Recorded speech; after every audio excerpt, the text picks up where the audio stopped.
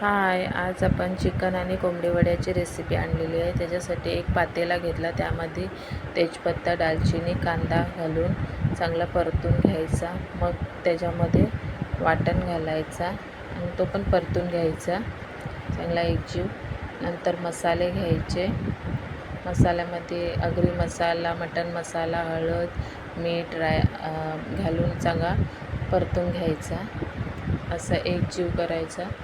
मग इकडे हळद, लिंबू लावलेला चिकन आहे, त्याला आपण त्यात घालायचा। त्या ग्रेव्हीमध्ये घालून चांगला एकजीव करायचा आणि मग एक झाकण ठेवून झाकणावर पाणी ठेवायचं। चांगला पाणी गरम होऊन द्यायचा। गरम झाल्यावर मग हा पाणी त्यात टाकायचा आणि परत झाकण ठेवायचं। आता इकडे कोंबडी वड्यांची उकड घेण्यासाठी एका पातेल्यामध्ये पाणी घेऊन त्यामध्ये मीठ, हळद, गूळ घालून उकळी येऊन द्यायची। मग त्यामध्ये भाजणी टाकायची। कोंबडी वड्याची भाजणी तयारच होती, ती टाकायची आणि मग मस्त उकड घ्यायची। अशा प्रकारे इकडे थंड करायला ठेवले। थंड झाली, आता आपण मळून घेतलेला आहे। अशा प्रकारे मळून घ्यायचा। इकडे चिकन पण आपला होतोय। इकडे कोंबडी वड्याचा एक गोळा घेऊन, पिठाचा एक गोळा घेऊन चांगला थापून घ्यायचा। अजून एक करून दाखवते। अशा प्रकारे करायचं।